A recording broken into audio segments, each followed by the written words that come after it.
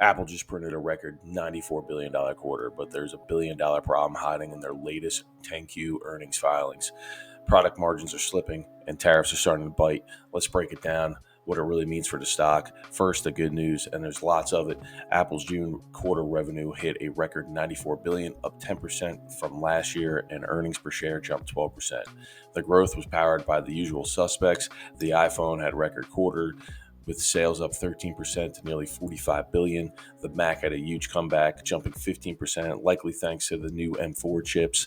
And the services division, that's the App Store, iCloud, and Apple Music, hit an all-time revenue record of 27.4 billion. But when you look past the headlines, the picture gets more complicated. Let's start with the one line I'm watching: margins. Apple's overall gross margins was a healthy 46.5%, but that number hides a huge split. The margins on services is an incredible 75.6%, but the margins on products, the actual iPhones and Macs, slipped to just 34.5%. Why? Apple said it themselves: tariffs.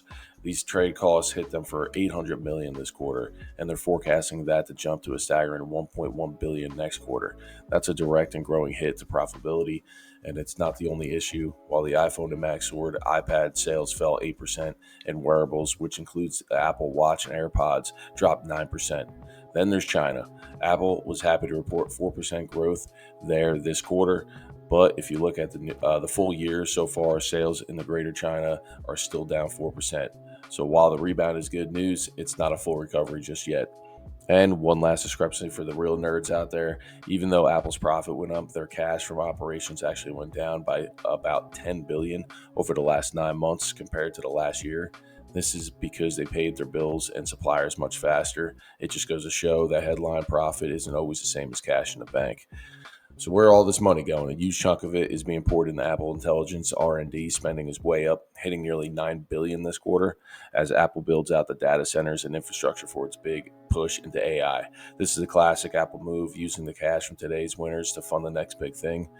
What's my take on the stock? Big picture, this is bullish but balanced.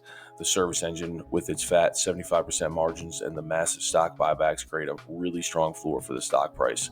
Management is guiding for steady growth into the fall, which is also a good sign. But there are two major swing factors to watch: tariffs and China. If those tariffs costs keep climbing, it will continue to squeeze product margin. And if we need to see if the rebound in China is durable or just one quarter blip. If you see the stock dip on bad tariffs news, I'd view that as a potential buying opportunity. As long as the iPhone stays strong and that services engine keeps compounding, overall I'm constructed on the stock into the end of the year. But my eyes are glued to those product margins and sales in China. Let me know what you guys think about Apple stock going forward. Put it in the comments below, like and subscribe. Thank you.